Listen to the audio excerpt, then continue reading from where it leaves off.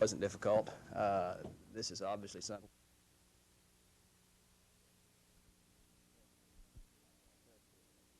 Character is the most important quality in a judge, and that includes honesty and fairness, and I think constraint. Legislative body legislates, and judges judge, and sometimes I think judges may have lost sight of that, and I certainly don't intend to.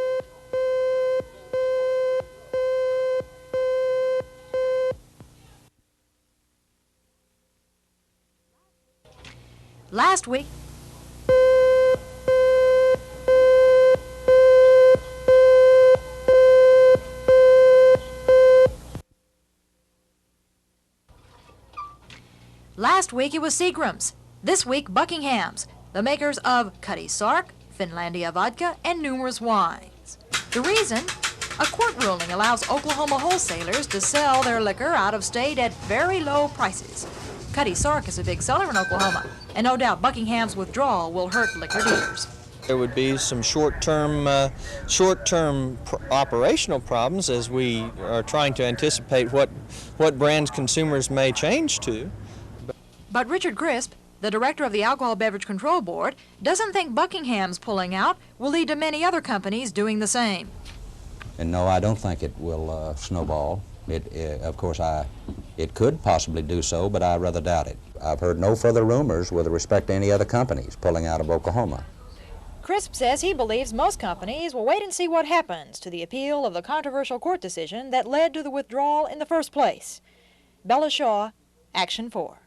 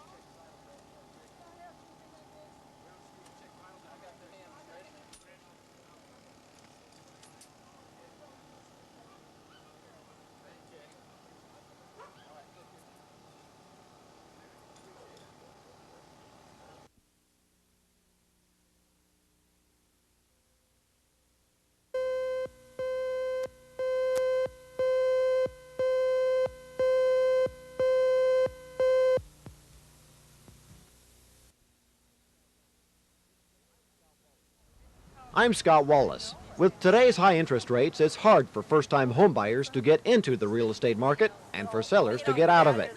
So the state is trying to come to the rescue. The Oklahoma Housing Finance Agency has put together a program to issue tax-exempt bonds.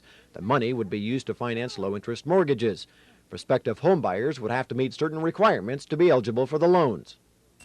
Family-adjusted gross income would have to be below $40,000 a year.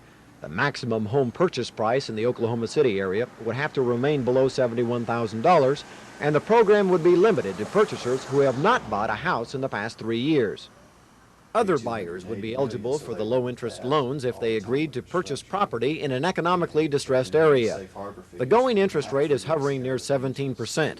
Officials hope they can provide the low-interest loans at 13%. The savings could put many buyers into their first home. It gives the people that normally is in the income bracket, moderate income limit, of being able to afford a home or purchase a home for the first time. It's still a little bit early to call your favorite lender about these low-interest loans. Lending institutions will be deciding within the next few weeks whether or not to participate in the program. But if you'd like to find out more about the plan, then call your favorite lender about the middle of next month. Scott Wallace, Action for Northwest Oklahoma City.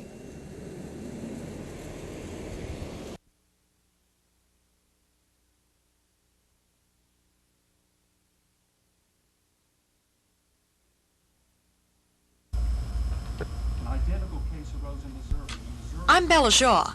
Just as we told you last night, the ABC board would be meeting and they would hear a request by the Oklahoma Retailers Association that ABC Director Richard Crisp be fired.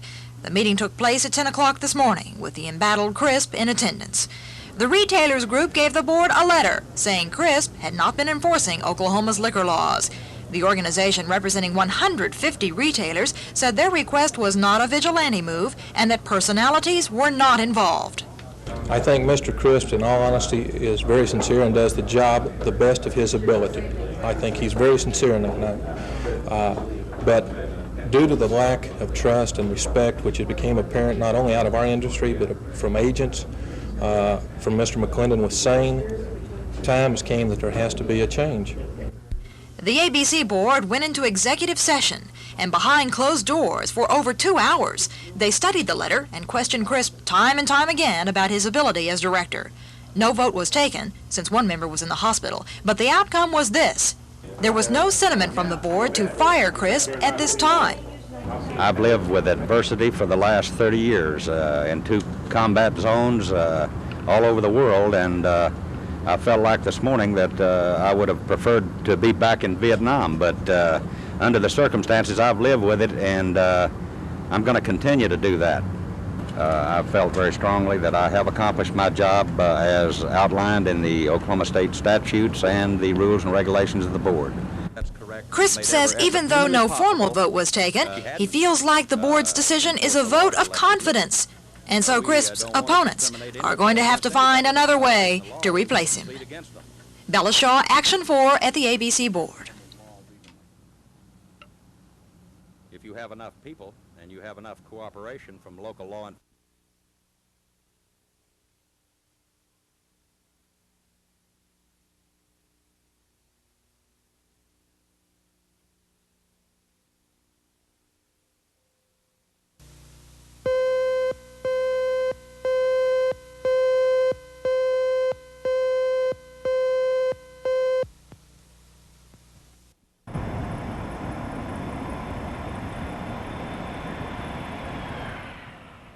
The E-3A Airborne Warning and Control System, or AWACS for short, is one of the world's most sophisticated radar planes. The U.S. Air Force has 24 of the big birds spread around the globe. The planes act as big eye in the skies. They can direct friendly fighters in aerial combat while keeping an eye out for the enemy. State-of-the-art computers on board can track hundreds of planes within a 250-mile area, and since it's mobile, the AWACS units are less vulnerable to enemy attack. Sophistication doesn't come cheap. Each jet retails for $130 million. But the oil-rich Saudis realize they need to spend big bucks to protect their oil fields from hostile neighbors. They figure 4 AWACS planes could provide enough warning to allow their fighters to become airborne in case of enemy aggression. The Reagan administration is convinced the Saudis need the AWACS. But White House officials expect a tough fight when Congress considers the sale next month. Both houses have already expressed dissatisfaction with the proposed sale. Saudi Arabia is not the only country which is interested in the AWACS. NATO has already ordered 18 of the planes for its forces. The delivery of the first NATO AWACS should take place this winter.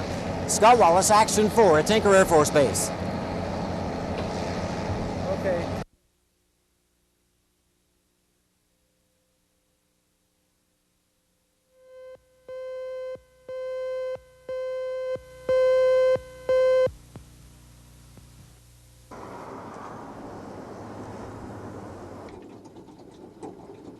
But at night, this is beautiful. I've come up here at night and just, you know, I've come.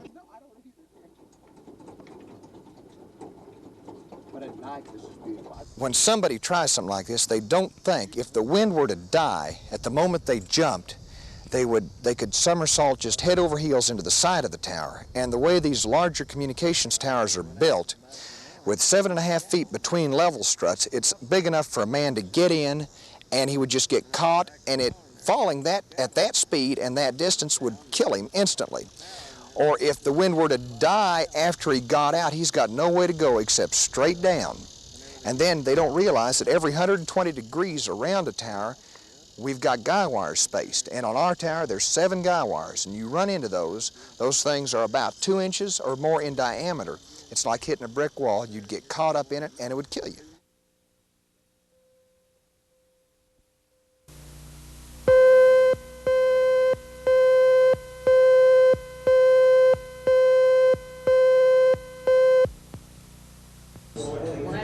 Oklahoma jails are more crowded than ever. With stiffer laws and a rise in the population, cells are often filled to capacity. But increased use of the facilities has not brought increased funds to many jails in the state. For example, the Ottawa County Sheriff has threatened to close his jail's doors because of inadequate staffing. He says the department can't go on without more money. Likewise, Canadian County is having its share of financial problems. Locally, the sheriff in Oklahoma County says he could use more funds, but can get by with the way things are now. Of course, I've only been here a short time, but we haven't had too much of a problem to date with turnover. It could become a problem if there isn't something in the forthcoming. And as far as salaries, of course, when salaries are adjusted metro-wise, and we have to look at adjustments also. And if we don't do something, we could be facing quite a turnover. Jails are currently funded solely from county funds. Sharp says it's his understanding additional methods of financing are being discussed throughout the state. His jail may be okay now, but he's afraid in a few years it might end up like the others, which are caught in the financial trap. Carol Lambert, Action 4 at the County Courthouse.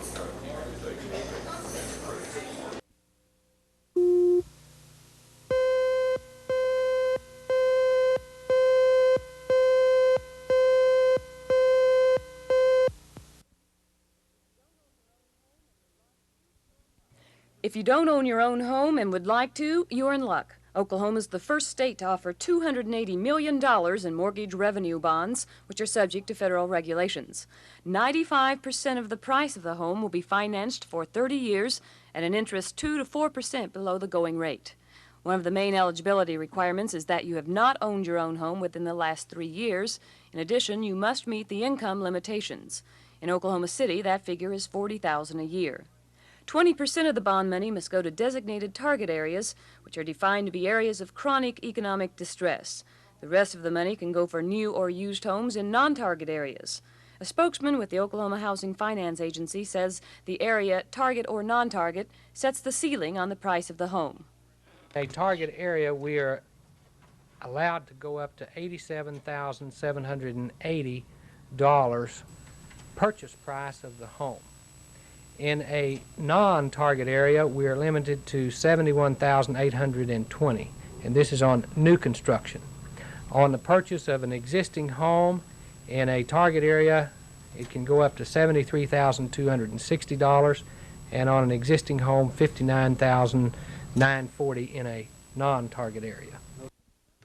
The money will hopefully be on the streets by September the 1st and will be available through conventional loan institutions. OHFA officials are encouraging interested people to start immediately in making application for the money. Carol Lambert, Action 4.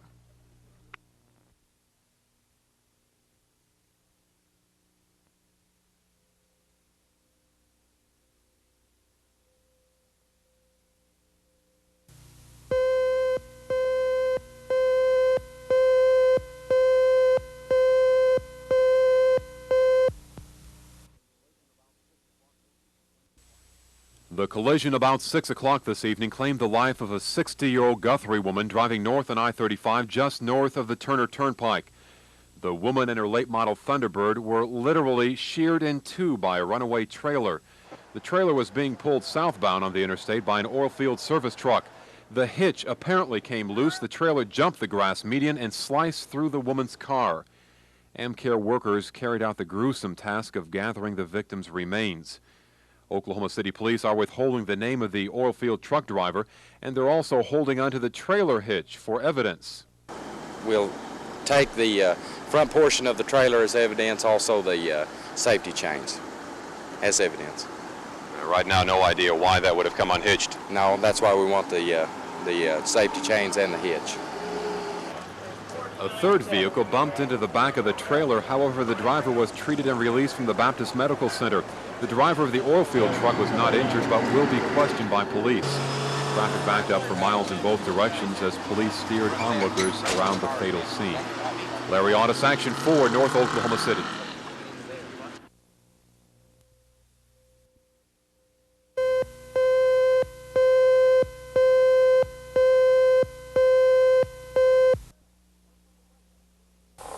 Okay, shooters, take your position. You don't see civilians on a practice range every day. Shooters, you may handle your weapon. But one group of hunters uses the Norman Police Department range once a year, teaching prospective sportsmen, young and old, all about the sport of hunting. The training involves more than just loading a rifle and pulling the trigger. They emphasize survival, safety, and hunter ethics as well. The organizers of this gun clinic are convinced that exercises, like theirs, help to make hunting a safer sport. And they think that Oklahoma should join the 22 other states that require this sort of training before a hunter can be licensed. I think Oklahoma should be one. I think all states should have that program. I think it assures that qualified people are qualified prior to getting a hunting license. Hopefully one day Oklahoma will have that program. We're working towards that end. But the main push is for safety. Coordinators of the clinic point out that Oklahoma has few hunting accidents. The numbers in the state have decreased every year since this sort of training has been going on, and their hope is to make hunting accidents virtually non-existent. Charles Schnitzer, Action 4, in Norman, Oklahoma.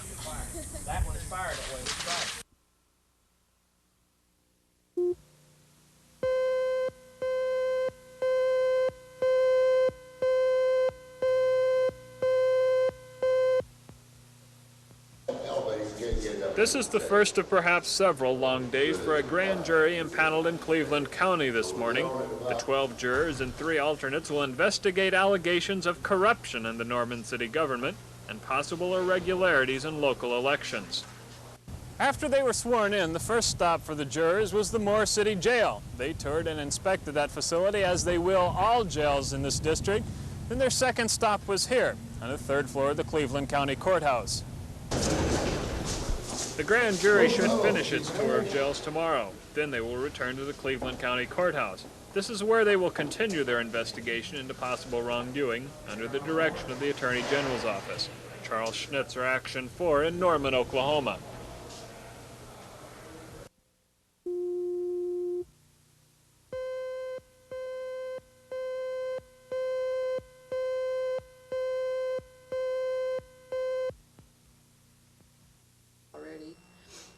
Talk about Brad doing consumer. I thought that was really funny. How's Brad like that?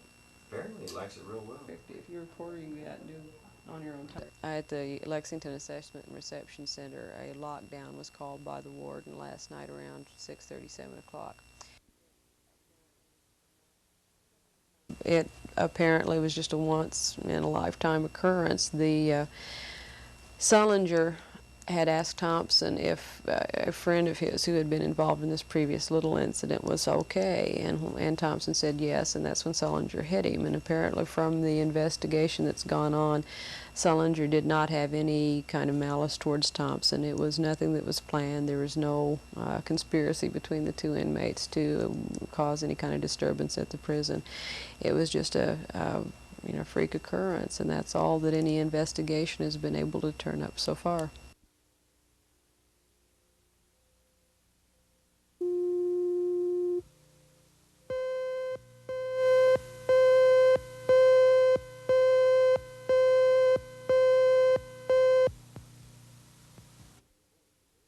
A handful of registered voters came to vote at today's special election for a new District 3 Oklahoma County Commissioner. Only a percentage of an eligible 126,000 voters are expected to cast their ballots for one of 12 candidates. The winning Democrat and Republican today will face each other in a general election September 22nd. District 3 in Oklahoma County includes all of the county west of Post Road and north of Wilshire, and between Western and County Line Road. The district goes no farther south than Northwest 10th Street. You'd think there would have been more voter turnout since county commissioners have been quite a controversy lately. Governor Nye lost a battle to lawmakers that would have given him the power to appoint county commissioners. Lawmakers argue that people should have the right to vote for county commissioners who they think really care about the office. But judging by today's voter turnout, it looks like the people themselves really don't care. Ed Stewart, Action 4 in Northwest Oklahoma City.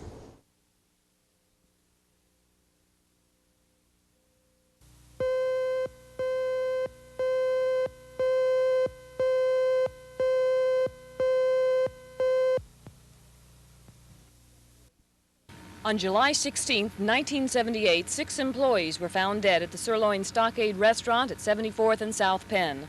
Roger Dale Stafford later stood trial for this brutal homicide, was found guilty on all 6 counts before County District Judge Charles Owens. About 2 weeks ago, the Court of Criminal Appeals removed Jay Brewer as acting attorney for Stafford. Today, Roger Stafford was again before Judge Owens' bench, this time to get a new attorney to represent him. Judge Owens asked Stafford if he could now afford legal counsel. Well, I cannot, but my family has. Mr. Garvin Isaac, my family has hired Mr. Garvin Isaac. They have? Yes. Have conferred with Mr. Isaacs? Yes, I have. And has he been retained on your behalf? Yes, he has. Judge Owens approved Garvin Isaacs as the new counsel for Stafford. He'll have 6 months in which to file his first brief with the court.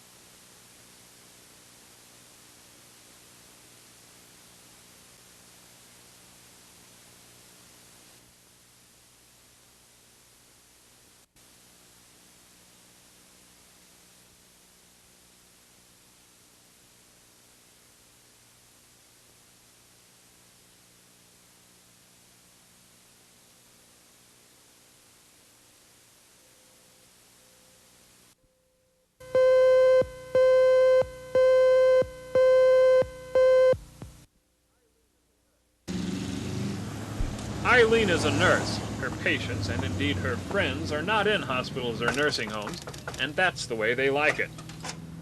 Good morning. Hi. How are you this morning? Like the devil without his tail. For people like the Criswells, mom and dad they're called, nurses like Eileen make life a lot easier. Staying in their own home helps them to feel independent, helps them to feel that they aren't a burden. But private nurses are expensive. It's a necessity that folks on fixed incomes can scarce afford. Groups like the Visiting Nurse Association of Oklahoma City try to provide the service at whatever cost the patient can pay. But federal budget cuts have been carving more than just fat, and the program may be in trouble. Thank you. Some federal funding that has been available in the past is no longer available. Of the almost 22,000 visits we made last year, 82% were to people who were 65 and older. It means they're on limited incomes, they have limited ability to support the program. It's not a program that ever makes money or even breaks even. It will always have to be subsidized to some extent.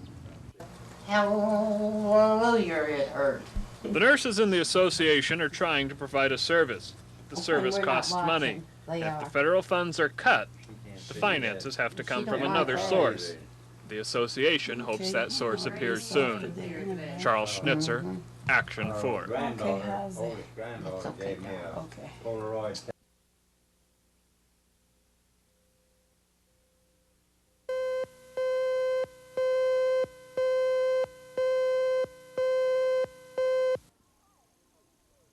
Hi, how do you do? Okay. Over 200 barrels of beer came pouring into the outskirts of Norman today. The best part was that it was free for music lovers who showed up for a rock and country outdoor concert. Now that may sound a bit strange, as beer sales are usually a major profit maker for concert promoters. But today's concert host decided to forgo the profit and give the beer to over 1,000 music lovers. Oceanside, Oklahoma is new in the promotion business and has already had problems, the first stemming from leasing the land from the Kiowa Indians. To get around that, Oceanside, Oklahoma bought the land.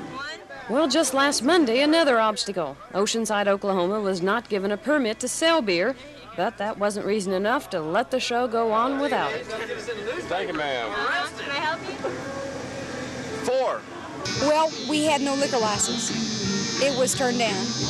So we gave it away. Does that hurt your profits? Yes, it does. Naturally. Oceanside, Oklahoma said today's concert will probably be the last of the season, and that by next spring, when they gear up to go again, they'll have their liquor license to sell beer instead of giving it away. Carol Lambert, Action 4 in Norman.